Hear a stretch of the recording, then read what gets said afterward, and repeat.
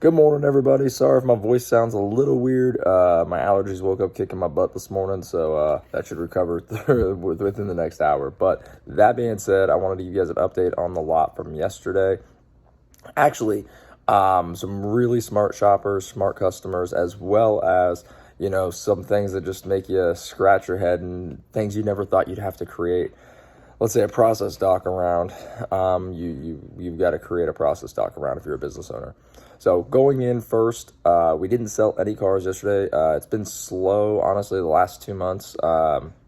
May and June have been terrible, worst months ever for us in our history. But things were actually pretty solid yesterday. We had quite a bit of customers on the lot. One of them filled out a full credit app, filled out full everything, gave us all the steps, and then just decided they wanted to wait to get a little bit more money to get the car they really wanted, as opposed to the car that they were qualified to get into. So they wanted this Jeep Renegade, but they were qualified to get into like 6 other cars, but they really wanted like kind of like a small SUV, and that was more of the line that they wanted to go to. So they did fill out everything, get all their steps approved, so they're just waiting for their next paycheck in 2 weeks. Now that's a 50-50 shot. A lot of times they come back, a lot of times they don't. Just depends on the follow-up and how well you are with making them feel important, letting them know that you're still thinking about them, and that the Jeep doesn't sell between the next 2 weeks. The other person we had actually stopped in. She had a very high credit score, and which is not common on our lot. I have a subprime lot, so to speak. I have a buy here, pay here / subprime lender lot, so I rarely get somebody over a 700. Almost rarely get somebody over a 650, really. So most of my customers are in the 300 to 400 credit score range. So that being said, she comes with an 800. Obviously, the banks love her, everything. And so the lady actually looked at the car, loved the car, and made a great decision. She's going to come back on Tuesday, take to her mechanic, because her mechanic was closed because it was Saturday. And she's actually going to get the car inspected. She actually already gotten a pre-approved interest rate with her personal bank.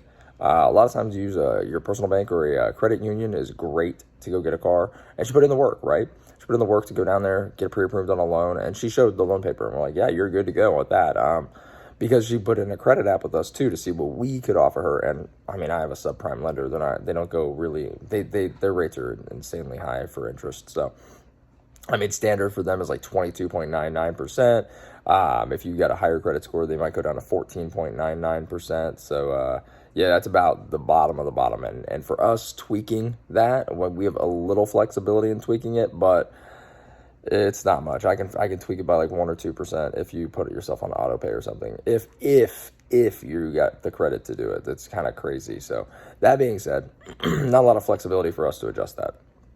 And so, yeah, she made a great decision, and so she may come back. We're going to give her a call on Monday, just a reminder that and double check that she's coming back. But oftentimes, they leave, they go check somewhere else, and somewhere else, and somewhere else, and, they get a car. Because they're really looking to buy immediately. But she may not be, because she wants to inspect, and with her mechanic being closed, that may be a good opportunity. So, discuss that. That was really the main customers. They had another customer that asked for a printout. They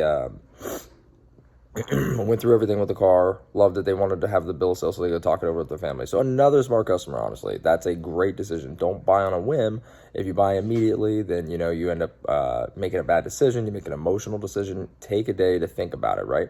Obviously, I don't want you to do that. I want you to buy immediately, right? But because if you think about it, you might, come back and negotiate a little harder with me. You might come back and and make it, decide that you want to buy something for somebody else, So obviously our goal as a business and a car dealership is to get you to buy the car immediately. But if I was your friend, I'd tell you to wait, right?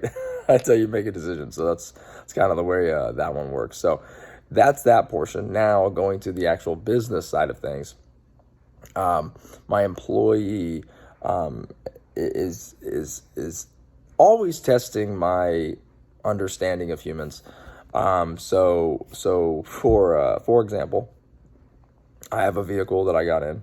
I've had the vehicle for a week at the lot. I'm not up at the lot very often, right? I kind of run the whole thing virtually.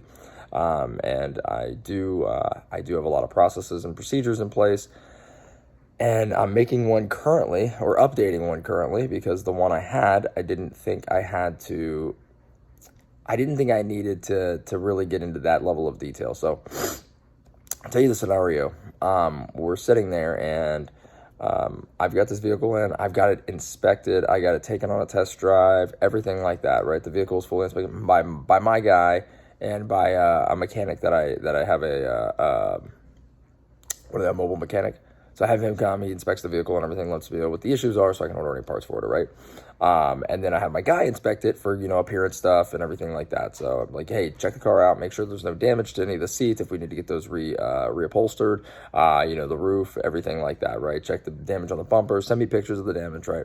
Go through the car, check the car out, whatever like that.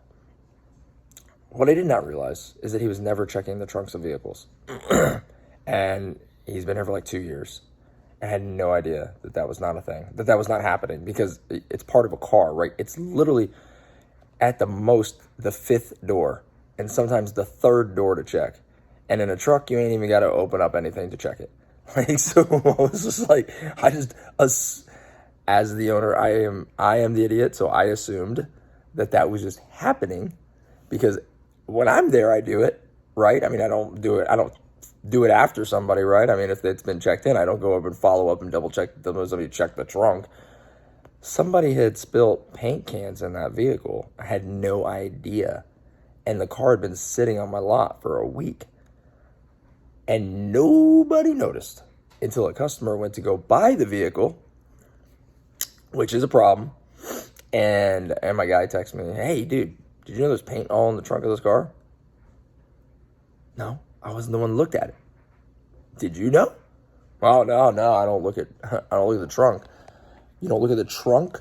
So when I tell you to look at a car and double check everything's good, the headliner, seats, all this stuff, I was like, you didn't think I had to put trunk on the list for you to check the trunk, or are you just checking? Yeah, no, if you don't put it on the list, I didn't check it.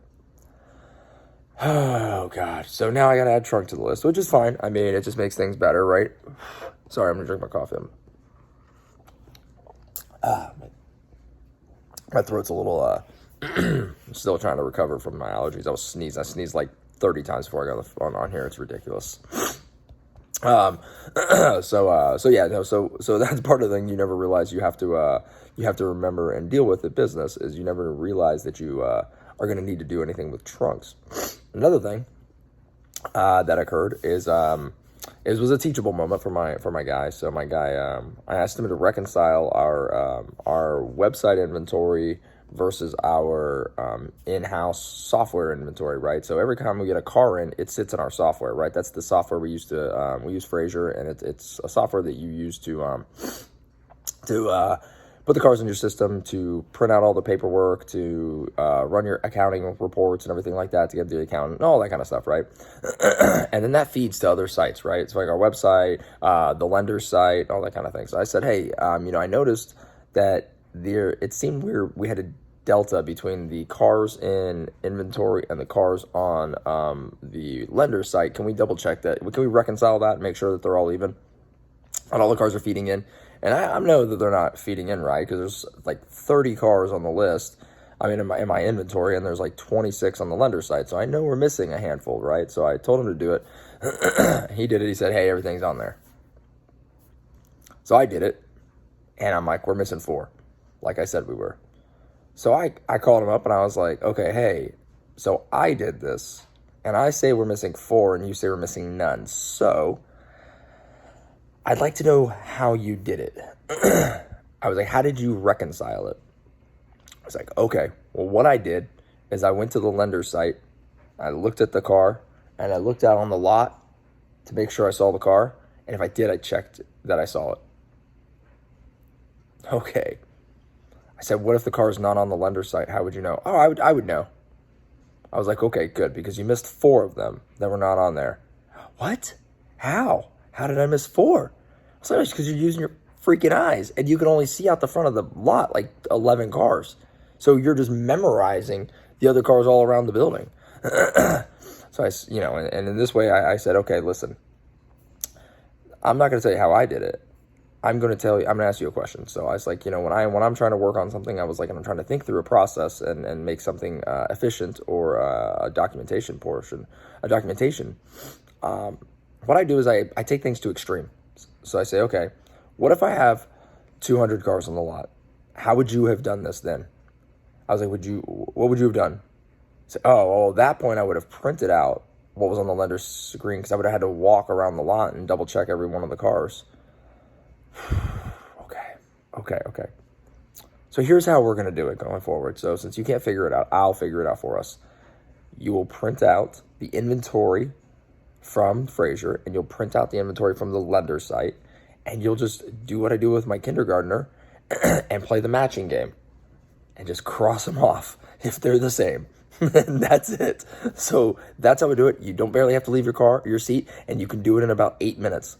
So that's how we'll do it going forward. So I will make a process doc now to double check and make sure that he knows how to do that, which is now a process doc versus a checklist, right?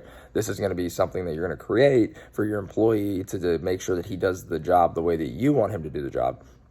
And because, you may have good ideas and it may not. So you got to make sure that, not everybody thinks the same way you do. And if you want something done your way and you want to double check and make sure you're getting something done right and correctly, these are sort of the processes you got to take. So with that, guys, fun day yesterday, fun teachable day yesterday, more learning for me, more work for me to create these things to make sure that processes are done the right way, or at least the way I feel they should be done, until somebody comes with a better idea, right? So it's kind of always my philosophy is, hey, listen, we're going to do it my way until you come up with a better idea than me. And when you do, then we'll change it. That's fine. So that being said, guys, hope you guys have a wonderful weekend.